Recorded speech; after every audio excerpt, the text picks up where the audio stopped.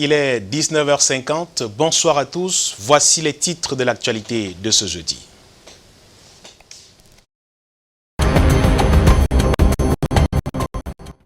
À la une ce soir, tel un phénix, il renaît de ses cendres, alors qu'un débat court en ce moment sur la vacance ou pas à la présidence de la République. Paul Biya a reçu en audience l'ambassadeur de France au Cameroun ce jeudi. Au cœur des échanges, la lutte contre le Covid-19 et toujours cet après-midi, le chef de l'État a décidé de la prorogation des 13 mesures plus 7 pour 15 jours supplémentaires. Nous reviendrons sur des décisions prises cet après-midi par le président de la République. À la une également ce soir, il se faisait de l'argent sur le dos des Camerounais en leur vendant des médicaments impropres à la consommation. Le ministre de la Santé publique vient de fermer les officines et centres de santé réputés dans la vente de la chloroquine falsifiée à Yaoundé. Le produit vedette du moment, présenté comme la bête noire du coronavirus, fait courir de nombreux usagers. Nous vous le présenterons dans cette édition. Dans l'actualité également ce soir, au tribunal, des policiers coupables de torture et de traitement inhumain sur un jeune de 21 ans. L'affaire remonte à 2017. Un adolescent molesté dans un commissariat à Ombessa perd ses 2 jambes. Il a fallu 3 ans pour que les responsables soient punis. Le procès a mis long, mais le verdict donne du sourire. Selon des organisations de défense des droits de l'homme, nous vous replongeons au cœur de cette affaire dans ce 19h50. Et une autre affaire qui a secoué l'armée camerounaise il y a 2 mois, c'est la mort dans des circonstances troubles d'une vingtaine de personnes à Ngarbou, dans le nord-ouest du Cameroun. Les résultats de l'enquête prescrite par le président de la République pour faire la lumière sont disponibles. Nous vous donnons en exclusivité quelques bribes de ce document dans ce journal. Voilà pour le sommaire.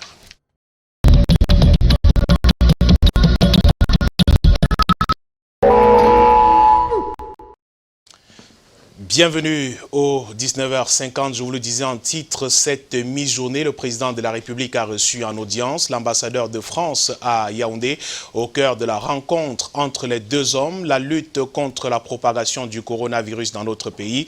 En fin d'audience, Christophe Guilou a indiqué que la France se tient à côté du Cameroun pour un soutien multiforme à la riposte nationale assez bien menée selon lui jusqu'ici. Le récit de Rodrigue Tonguet. Des paroles, des actes à mettre dans leur contexte, celui de la guerre sanitaire. Un ambassadeur de France, cache-nez bien monté, le pas alerte vers le 3e étage du palais de l'Unité où est logé le bureau du chef de l'État, Paul Biya. Dans cette pièce, les mesures barrières s'invitent et brisent les codes protocolaires. Pas d'habituelle poignée de main amicale entre Paul Biya et le représentant à Yaoundé d'un président de pays ami. Distanciation sociale respectée au cours de l'échange. Au menu, bien sûr, le Covid-19. Le président Paul Biya rappelle à son hôte les mesures prises en guise de riposte à cette pandémie au Cameroun, mais aussi sa gratitude à Emmanuel Macron pour les efforts de la France dans le même domaine. Il a tenu également à me remercier pour les efforts de la France et du président Macron au niveau international, et notamment pour l'Afrique, puisque c'est une part importante des efforts de la France en matière de lutte contre le Covid-19. L'idée étant qu'on ne s'en sortira pas tout seul. Il faut un effort international, multilatéral, avec les grandes organisations internationales, et qu'il s'agisse dans les différents forums du G7, du G20, qu'on essaye tous de trouver des solutions collectives pour essayer d'atténuer les conséquences de cette maladie. Il y aurait également eu, au cours de cette audience du 16 avril 2020, des questions internes. Nous avons parlé de la situation dans le Nozo, et je lui ai réaffirmé l'importance d'un cessez-le-feu tel qu'il a été annoncé et demandé par le secrétaire général des Nations Unies, M. Antonio Guterres. Et je lui ai dit que c'était une initiative qui était importante, ne serait-ce que pour le Cameroun. Christophe Guilou le souligne avec un brin d'enthousiasme la dernière audience que lui accordait Paul Biya. J'ai retrouvé le président Biya qui m'avait reçu en audience il y a un peu plus d'1 mois. Donc toujours alerte, nous avons une très longue discussion. La France accompagne la recherche médicale au Cameroun à travers l'Institut Pasteur, le CIRAD et autres institutions bien installées sur le triangle national. Et au-delà de cette audience tenue cet après-midi, je vous le disais également en titre, le président de la République a donc pris 3 autres grandes mesures cet après-midi relatives à la lutte contre la propagation du coronavirus au Cameroun. Le président a donc décidé de la reconduction pour 15 jours supplémentaires des 13 mesures édictées le 17 mars dernier, 13 mesures pour les 7 autres qui ont été édictées plus tard. Ces mesures font également état de la reprise des cours le 1er juin 2020 dans tous les établissements scolaires et universitaires ainsi que dans les centres de formation professionnelle et les grandes écoles. Mais il reste attendu que cette mesure est susceptible de réajustement en fonction de l'évolution de la pandémie. Également, comme mesure, la finalisation en urgence de l'étude visant à évaluer l'impact du Covid-19 sur l'économie nationale et la détermination en urgence des mesures d'accompagnement à mettre en œuvre pour soutenir les secteurs d'activité en difficulté ainsi que les ménages les plus fragiles. Ce sont donc les 3 mesures qui ont été prises ce jour par le président de la République. Et on reste donc sur le chef de l'État après son décret d'hier au lendemain de ce décret présidentiel portant commutation et remise de peine pour certains détenus. Aucun prisonnier n'a encore été libéré à travers le pays. L'étude des dossiers de mise en liberté a démarré donc ce jour à Yaoundé. Ce sont environ 200 000 dossiers qui sont mis en forme au ministère de la Justice. Effectivement, la mesure du chef de l'État vise donc la décongestion des prisons pour éviter la propagation du coronavirus au Cameroun.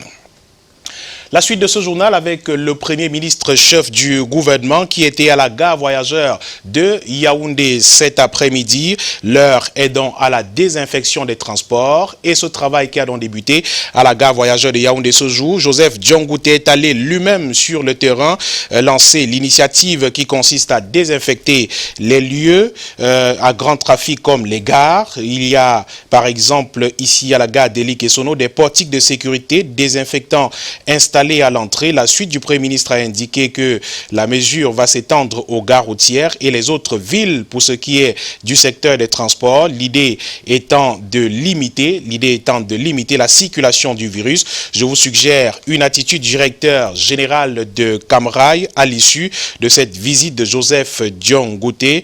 Pascal Mini assure que la gare voyageuse se dresse comme barrière au coronavirus.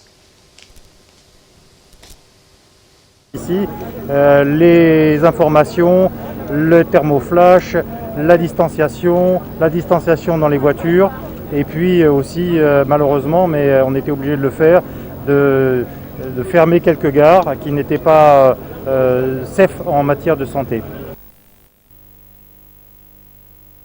Avant cette descente à la gare voyageurs de Yaoundé, Joseph Diongouté a présidé par téléconférence une réunion interministérielle d'évaluation du plan de riposte national. Le plan de riposte national lancé le 17 mars dernier au Cameroun, il y a donc 30 jours. Prenez rendez-vous demain avec le dossier de la rédaction sur l'évaluation du premier mois de la riposte nationale contre le coronavirus dans notre pays.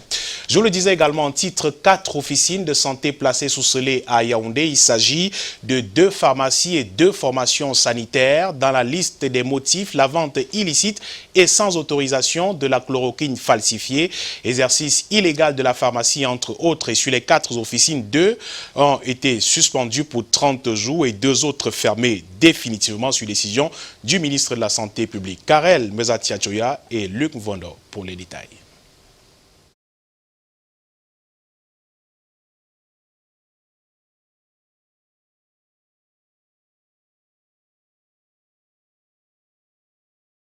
Et Luc Mvondo qui devrait donc nous parler de ces officines de santé placées sous scellé à Yaoundé. Il s'agit de 2 pharmacies et 2 formations sanitaires. Des motifs qui leur sont reprochés, entre autres la vente illicite et sans autorisation de la chloroquine falsifiée, l'exercice illégal de la pharmacie sur les 4 officines en question. Toutes dans la capitale camerounaise, 2 sont suspendues pour 30 jours et 2 autres fermées définitivement. Karel Mezatia et Luc Mvondo pour les précisions. Pharmacie Le Bon Berger, située au lieu-dit, nouvelle route omnisport à Yaoundé. est fermée pour une durée de 30 jours. Idem pour la pharmacie de la Foi située au quartier Oudja. Une décision du ministre de la Santé publique qui a mis sous scellé ces 2 officines pour plusieurs motifs, notamment détention et vente illégale de la chloroquine falsifiée et sans autorisation. Nous avons procédé à la saisie de ces chloroquines-là, compte tenu du fait que c'était de la détention illégale. Des échantillons ont été envoyés en laboratoire et il s'est avéré que ce qui était présenté comme étant de la chloroquine n'en était vraiment pas. Les 2 formations sanitaires qui se livraient à la délivrance irrégulière du produit en question, à titre préventif contre le Covid-19 aussi, ont subi la colère de Manaouda Malachi. Le cabinet de soins Saint-Étienne situé au quartier Biemassi et Horizon Santé situé à Monté-Jouvence sont fermés de manière définitive. Et ont donné l'impression à ces gens de se protéger, ce qui n'était pas le cas. Ces établissements ont fait ce qu'on appelle de la détention illégale, de l'importation illégale, qui a été exagérée par la délivrance d'un médicament falsifié, ne contenant pas de substance active. Le gouvernement saisit la balle au bond pour mettre en garde tout contrevenant. L'action va continuer, ce n'est qu'un début et il faudrait que les responsables de ces structures de santé puissent bien prendre cette mesure pour éviter toute manipulation. Un combat qui vise à protéger et préserver la santé des populations en mettant à leur disposition des services de qualité. Intéressons-nous à présent à l'objet de la scellée de ces pharmacies et centres de santé, la chloroquine falsifiée. De quoi s'agit-il exactement? C'est ce qu'Alain Ghislain Kanga et Luc Vondo ont cherché à savoir. Ils nous l'expliquent dans ce sujet que je vous propose de regarder. La question, nous l'avons posée à un expert. Lui, il est pharmacien. Et selon lui, on parle de falsification lorsque le produit est intentionnellement dénaturé.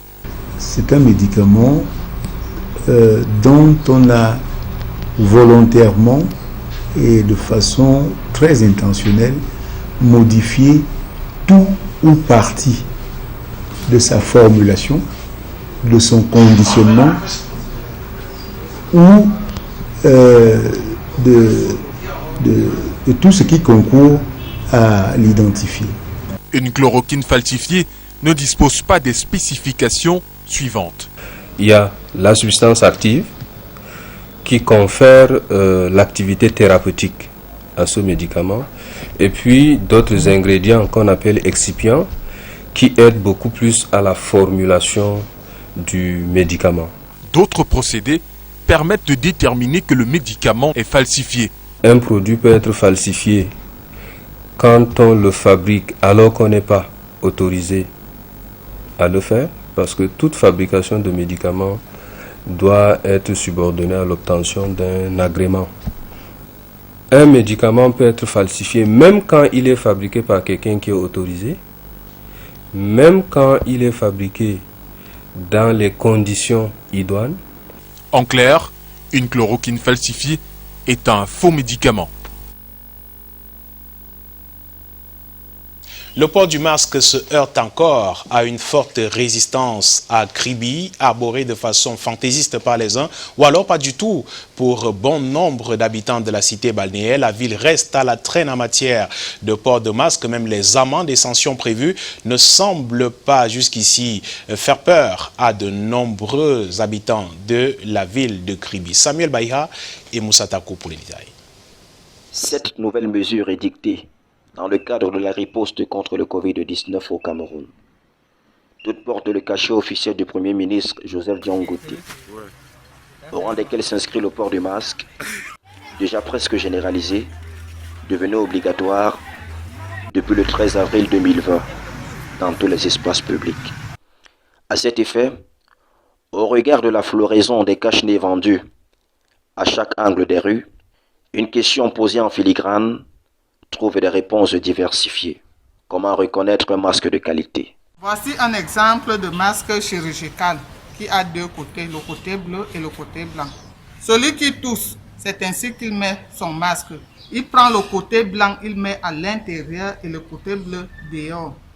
Maintenant, celui qui ne tousse pas, même le côté bleu à l'intérieur et le côté blanc à l'extérieur. À Kribi, la cité balnéaire, cette mesure gouvernementale visant à endiguer la propagation du coronavirus rencontre des poches de résistance larges. Malgré les amendes et sanctions prévues, soit 2000 francs CFA à payer, pour celui qui détient un cache-nez et refuse de le porter, 6000 francs d'amende imputée aux tierces n'ayant aucun masque. Certains individus déambulent sans peser le poids des conséquences liées aux actes inciviques qu'ils posent. Le maître, tout en longueur de journée, vraiment devient insupportable parce qu'à la limite, ça étouffe. Vous voyez. Et déjà, en ce qui me concerne, je le porte, mais quand il n'y a pas d'affluence, par exemple comme ça, quand je ne suis pas en présence de personnes, je le retire. Parce que se retrouve généralement sur le menton parce que ça nous étouffe. On ne sait pas quel est le bon masque, quel est le mauvais masque. Donc, il n'y a que Dieu vraiment qui peut nous sauver de cette maladie parce que si le menton est infecté et que ça se retrouve sur le menton, après 2 minutes, on remet sur la bouche, après on remet sur le front, après on remet sur le menton. Franchement, c'est gênant. Les masques portés et présentés sous plusieurs formes ne respectent pas tous les normes. Le choix, la qualité du tissu et même les conditions d'hygiène qui entourent la vente de ces cache-nez imposent une réflexion profonde avant de les arborer. Car un cache-nez de mauvaise qualité peut provoquer des pathologies. Eux aussi vivent le confinement. Il s'agit des enfants retirés de la rue le 1er avril dernier grâce à l'opération pilote de suivi et d'observation de ces derniers initiée par le ministère des Affaires sociales.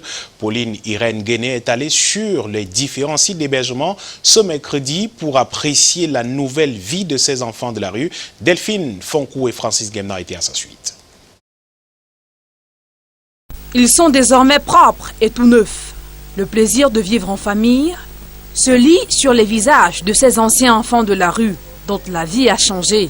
La chanson en dit long.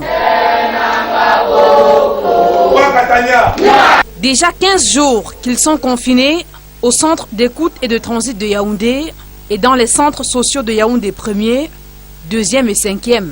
Ces derniers se plaisent de leur nouvelle vie. Je suis différent de quand j'étais dans la rue. On m'a donné les habits, je suis aussi bien, je mange bien, je dors bien, à l'aise. Les 24 corps prennent soin de nous protègent. Ils sont 124 enfants et jeunes au total, sortis de la rue en ce 15 avril, grâce à l'opération de suivi et d'observation des enfants de la rue, initiative du ministère des Affaires sociales.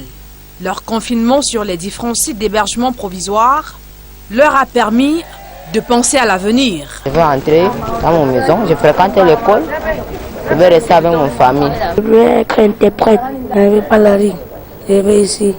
Une demi-dizaine d'entre eux ont d'ailleurs regagné les domiciles familiaux ce mercredi. Les parents promettent de tout faire pour qu'ils ne retrouvent plus la rue, lieu que certains ont habité pour diverses raisons. J'avais un petit problème à la maison, beaucoup de problèmes avec mon père. Il m'a marqué, donc tout ce qui se passe à la maison, on disait seulement que c'était moi. J'ai demandé l'argent, je vais fréquenter l'école, mon père refuse. Moi-même, j'ai fui. J'ai appelé les marchandises un peu. J'ai dormi, ils ont venu tout voler les marchandises là. Donc j'ai eu peur pour rentrer là-bas. Fini les souffrances. Le nouveau monde de ces anciens enfants de la rue est favorable à l'éclosion de leurs talents, dévoilés devant leur nouvelle maman, Pauline Irène Guéné. Des stars en perspective, mais surtout des artistes rappeurs.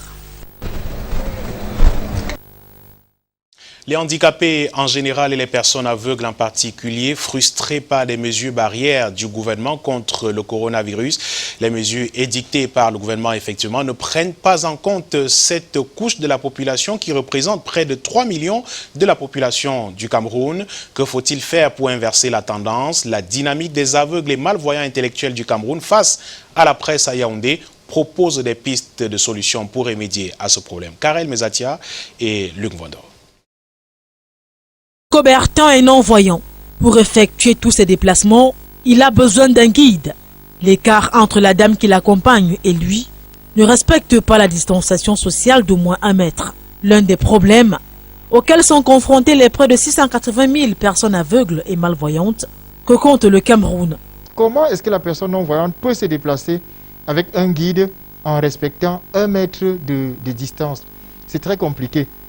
Vous savez aussi que pour apprécier un objet, c'est à travers la main puisque je ne peux pas voir de mes yeux. Et les aveugles, c'est des personnes qui touchent énormément.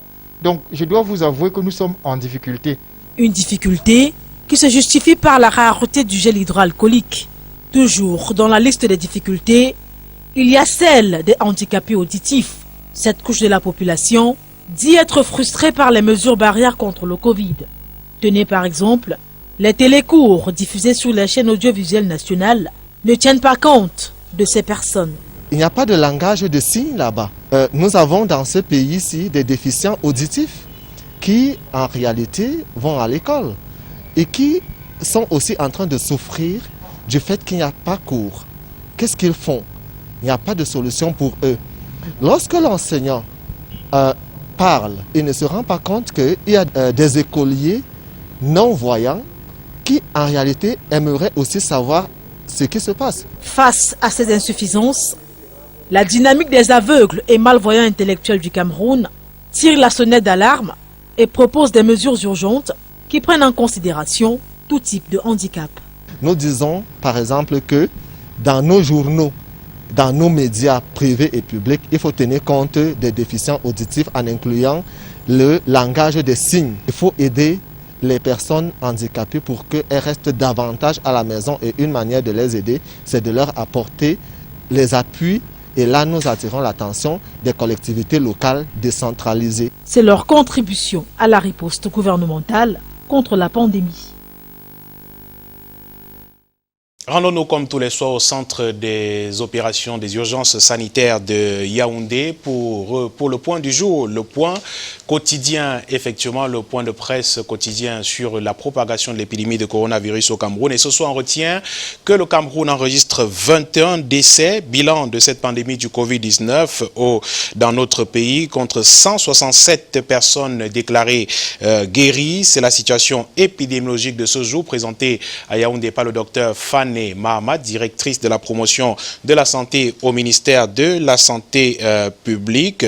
Je vous propose d'y aller pour l'écouter dans cet extrait sélectionné par Arnaud Gefak au centre des opérations à Yaoundé. Notre pays améliore de plus en plus sa réponse face à la pandémie de la Covid-19. Après les 20 mesures édictées par le gouvernement, la définition des 4 axes stratégiques qui constituent notre cheval de bataille donne déjà des résultats satisfaisants. Ce jour, Monsieur le Premier ministre, chef du gouvernement, dans le cadre de la mission gouvernementale de lutte contre la maladie à coronavirus, a procédé au lancement officiel de la campagne de décontamination et de désinfection des édifices et espaces publics. Dans la même veine, le ministre de la Santé publique s'est rendu à l'Assemblée nationale afin de sensibiliser les députés dans le but de les outiller davantage pour un engagement sans faille dans la lutte contre le coronavirus. Nous redoublerons d'ardeur à cet effet en renforçant notre système de surveillance épidémiologique. Les équipes techniques du ministère de la Santé publique et ses partenaires continuent d'être à pied d'œuvre pour limiter les risques de contagion dans les communautés. Rendons-nous à l'Assemblée nationale à présent avec le grand oral de ce jour du ministre de la Santé publique devant les députés. Manaouda Malachi répondait à une trentaine de questions posées par des élus de la nation sur plusieurs aspects, dont le moindre n'est pas le changement de la stratégie de communication autour du coronavirus. Retour en son et images avec Ghislain Pierre Essonneau et Serge Alain Ziebou qui était au Palais des Verts de Ngouaïkele. 20 minutes pour convaincre les députés. Le grand oral est du ministre de la Santé publique sur le territoire de l'Assemblée nationale. L'exercice se tient après un premier rendez-vous manqué. La star que personne n'adule, c'est le coronavirus.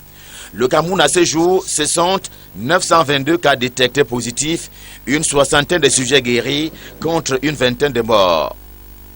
Une trentaine de questions, il y a eu interactivité entre le gouvernement et les députés. Aujourd'hui, le ministre nous a fait comprendre que toutes les mesures sont prises afin qu'on puisse renforcer chaque arrondissement en termes de matériel pour la lutte contre la pandémie du coronavirus. Habitués des chiffres, les députés découvrent qu'un plan de riposte est en action. Il vaut 58 milliards de francs CFA.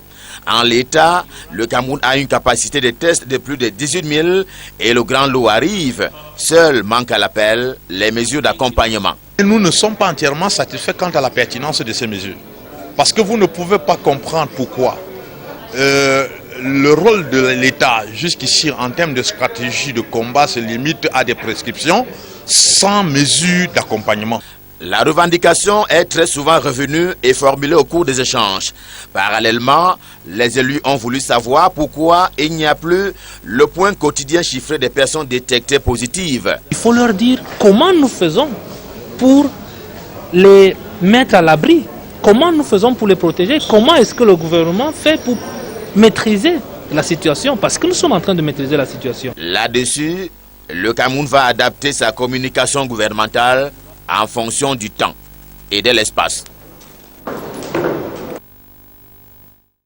Et pour les chiffres de ce soir, on parle bien de 167 personnes guéries du coronavirus au Cameroun. Autre débat, mais seulement dans les couloirs de l'Assemblée nationale, celui portant sur les mécanismes de saisine du Conseil constitutionnel à la suite d'une tribune du président du Mouvement pour la Renaissance du Cameroun, Maurice Kamto, qui dit avoir saisi la représentation nationale, qu'elle saisisse à son tour le Conseil constitutionnel pour constater la vacance de pouvoir à la présidence de la République. Les députés Cabral Libi et Angelbert Essomba Bongono reviennent sur cette question qui interpelle l'Assemblée nationale. Non, mais la loi donne effectivement habilitation à l'Assemblée nationale, notamment qui est représentée par son président, de saisir le Conseil constitutionnel, je crois, pour constater. Enfin, je crois qu'il y a il y a des mécanismes de saisine. Mais le débat n'est même pas là, en réalité. C'est que pour constater une chose, il faut qu'elle existe. C'est de ça qu'on parle. C'est-à-dire, je suis un grand débat sur la constatation de la vacance. Y a-t-il vacance? Y a-t-il vacance? Enfin, moi, je veux comprendre l'opportunité de ce débat, en fait. Y a-t-il vacance? S'il y a vacance, que ceux qui ont des éléments qui attestent de ce qu'il y a vacance nous donnent ces éléments. Alors se posera avec beaucoup plus d'intérêt le débat sur sa constatation. L'Assemblée nationale, avec le président de la République, exerce l'autorité de l'État. Il y a une procédure qui permet de saisir l'Assemblée nationale. Et cette procédure est décrite dans le règlement intérieur de l'Assemblée nationale. Est-ce que cela a été fait? Je ne sais pas, mais en tout cas, sachez que chaque fois que l'Assemblée est saisie d'un sujet, quel qu'il soit, suivant cette procédure, l'Assemblée se prononce et nous attendons de voir éventuellement si elle a été saisie suivant cette procédure qui est décrite dans la loi portant règlement intérieur. On sort de l'Assemblée nationale avec cette installation ce jour du secrétaire général de l'institution nommé le 14 avril dernier au terme d'une conférence de présidence. Et cet après-midi, donc, Gaston Komba a été installé dans ses fonctions de secrétaire général de l'Auguste Chambre. En officiant pour cela, Hilarion Eton, premier vice-président de l'Assemblée, a insisté sur le sens de la collaboration et le respect aux députés. Haute confiance a donc été placée en l'homme, en Gaston Komba, qui a, selon le vice-président de l'Assemblée, des qualités pour réussir cette nouvelle tâche qui lui est confiée. La suite, 2 mois après les événements de Ngarbou dans la région du nord-ouest du Cameroun, à Ngarbou précisément, les résultats de la commission d'enquête instruite par le président de la République sont toujours attendus, mais déjà disponibles selon des révélations faites par le porte-parole de l'armée. Entre-temps, des organisations non gouvernementales, certains acteurs de la société civile et le gouvernement se livrent donc à un véritable ping-pong, chacun brandissant justement sa version des faits. Et ce soir, pour commémorer les morts 2 mois après, pour commémorer les morts que le gouvernement avait appelés dégâts collatéraux d'une opération, voici le regard croisé de 2 défenseurs, 2 acteurs justement, l'un est chef de la division de communication au ministère de la Défense et l'autre coordonnatrice de l'ONG Nouveau Droit de l'Homme. Regard croisé du 19h50 avec entre Cyril Roland de Béchon et Cyril Sèche à Tonfac.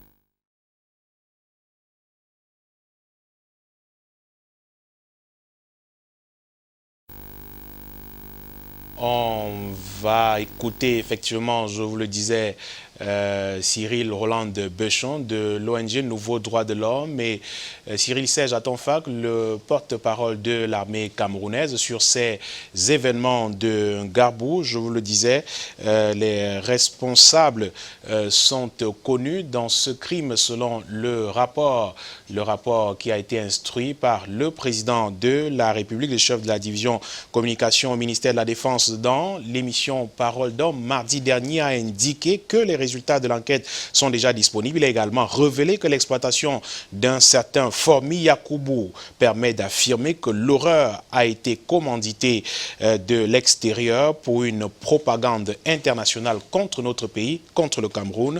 Je vous propose donc d'écouter ce regard croisé entre les 2 acteurs. L'État a instruit une enquête spéciale.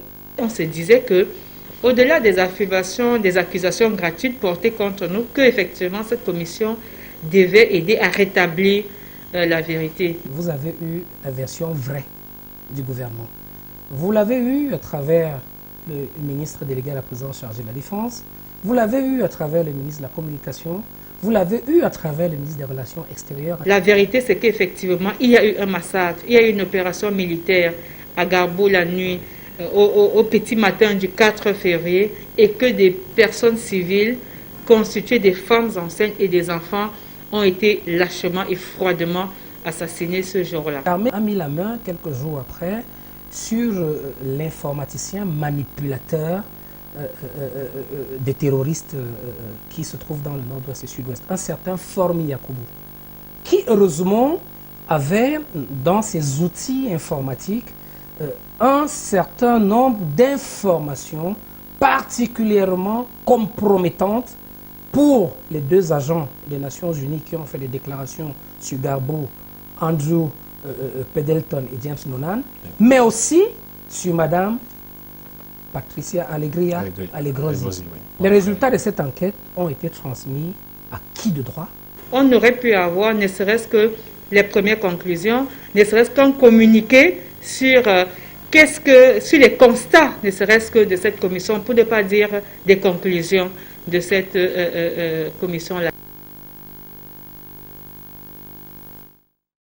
Sortons de cette affaire, replongeons dans une autre fin heureuse finalement dans l'affaire Ibrahim Bello contre les éléments du commissariat d'Ombessa. Le verdict est tombé hier au tribunal de première instance de Bafia. Les juges ont reconnu coupables les policiers de torture et de traitement inhumain sur l'adolescent, conséquence de la perte de ses 2 jambes en 2017. Le Centre des Nouveaux Droits de l'Homme s'est réinvesti dans la procédure qui vient d'aboutir. Je vous propose d'écouter la coordonnatrice une fois de plus de Nouveaux Droits de l'Homme, Cyril Roland de Béchon, au micro de Arnaud Nefac. Après les conclusions de l'audience, n'est-ce pas? J'ai d'abord pris un bon verre d'eau, j'étais très contente, Mais en même temps, je me suis dit, je dois attendre le 6 mai parce que l'affaire a été placée en délibéré pour les peines et pour les dommages qui vont être fixés. Moi, personnellement, j'attends parce que moi, j'ai vu des cas au Cameroun où on a reconnu des gens coupables de torture, mais on a trouvé quand même l'occasion de condamner avec sursis et des choses assez tordues. La dernière nouvelle était toujours au centre parce que à un moment donné, on avait voulu l'extraire de là parce que le centre empêchait. On avait d'ailleurs fait un communiqué pour dénoncer le fait qu'il était gardé pratiquement prisonnier au centre parce qu'il était plus libre de ses mouvements. Ils estimaient qu'il fallait que les procédures et tout ça en cours soient terminées. Un certain nombre de tracasseries bureaucratiques, administratives qu'on connaît au Cameroun. Je vous propose à présent un flashback sur cette affaire qui a fait couler beaucoup d'encre et de salive en 2017 dans la ville d'Ombessa.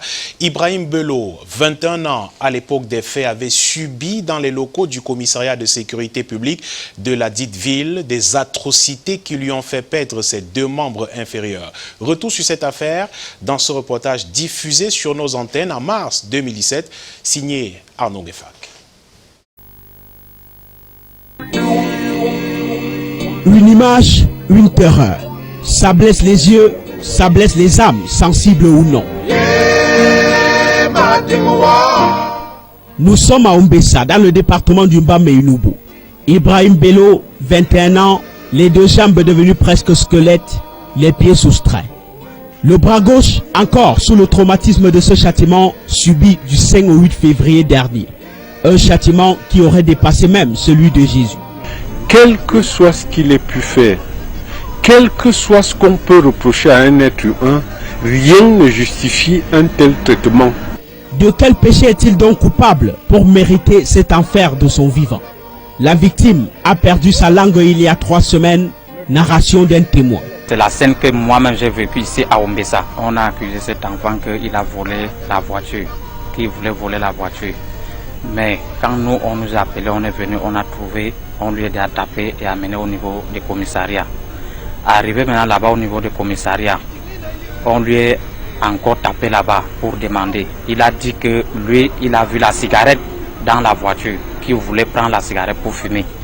Et maintenant alors, on l'accusait que c'était le vol qu'il voulait faire. Maintenant, c'est au niveau de des commissariats qu'on lui a alors tapé bien même et licoté avec la fronde et lui menotté au niveau de la fenêtre. On lui a fait ça. Faire ça, c'est le soumettre à l'épreuve de l'électrocution et toute autre forme de torture, comme au monde de la barbarie. Et ce monde, c'est ici au poste de police d'Ombessa. Pas d'interlocuteur là, les bourreaux ne parlent pas. Surtout qu'avant l'hôpital, la thèse de l'élimination n'était pas loin. On lui a pris pour dire qu'on peut le jeter en brousse. C'est un qui dit que non, comment un être humain comme ça on peut lui prendre et aller jeter en brousse. Bêta que on peut le laisser à l'hôpital. C'est comme ça qu'on amène l'enfant pour venir mettre ici à l'hôpital. Là, nous sommes le 8 février. Son état a déjà amorcé le virage du pays. Il est arrivé, il était dans un état presque de décomposition déjà. Bon, du jour jusqu'à aujourd'hui, il a quand même souffert. Il a eu des blessures vraiment qui n'étaient pas... Si tu n'avais pas le cœur, tu ne pourrais pas regarder. Bravoure des infirmiers du centre médical d'Ombessa, pris en charge jusqu'à ce 24 mars, date de son évacuation pour l'hôpital central de Yaoundé.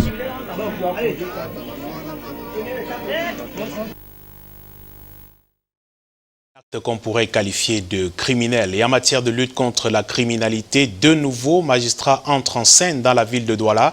Le haut commandement militaire confie la tâche à 2 cadres de l'armée précédemment en service dans les régions bouillantes du nord-ouest et du sud-ouest Douala. Un environnement avec ses particularités que devront intégrer le nouveau président du tribunal militaire de Douala ainsi que le nouveau commissaire du gouvernement. Monique Naoussi Fosso et Marius Kossou pour les détails.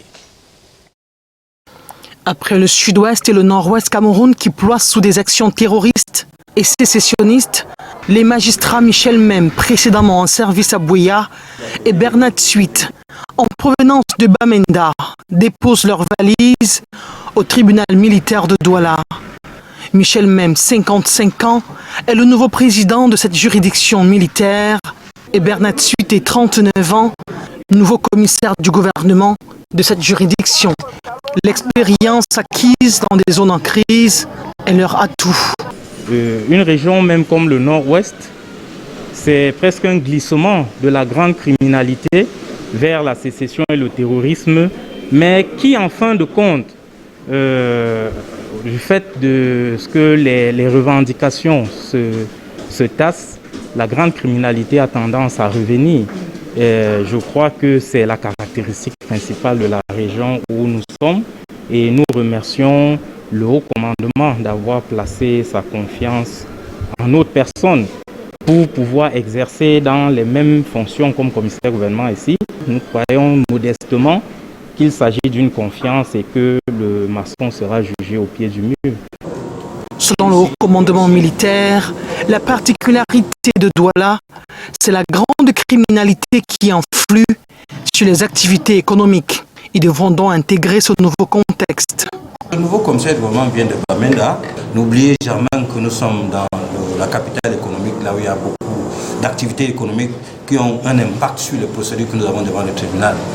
Par exemple, la grande criminalité ici est très poussée, très volumineuse, parce que là où il y a l'activité économique, il y a forcément les infractions sont commises. S'agissant du magistrat du siège, nous avons rappelé au nouveau président, que la justice est là pour servir le peuple et le peuple la population doit avoir foi à la justice.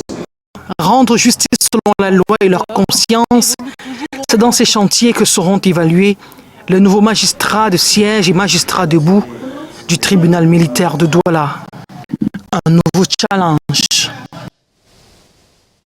On sort avec cette note triste, le milieu footballistique camerounais qui pleure. Un de ses membres, Stéphane Semengue, directeur général de l'emblématique club de Yaoundé, le Tonnerre Kalara Club, est décédé ce jeudi 16 avril 2020. Dirigeant sportif de longue date, il a marqué à sa manière le Tonnerre Kalara Club de Yaoundé. Et puis ces dernières informations qui nous parviennent à l'instant autour de l'épidémie de coronavirus au Cameroun et d'informations données par le Premier ministre chef du gouvernement il y a quelques minutes seulement font état de 996 cas confirmés de coronavirus au Cameroun pour 22 décès enregistrés à ce jour et 167 personnes qui ont guéri de la maladie. Et je le disais également, les 13 mesures barrières plus 7 sont donc reconduites pour 15 jours supplémentaires. Décision du président de la République ce jour. Et sur ces informations, je vous dis merci d'avoir suivi cette autre édition du 19h50. Restez chez vous autant que vous pouvez, prenez soin de vous. Je vous retrouve demain, certainement en très bonne santé. Respectez les mesures barrières. Lavez-vous régulièrement les mains avec de l'eau coulante et du savon ou à l'aide d'un gel hydroalcoolique. Éternuez ou toussez dans un coude et ne sortez surtout pas sans un masque. Très belle soirée sur notre antenne et à demain, 19h50. Bonsoir.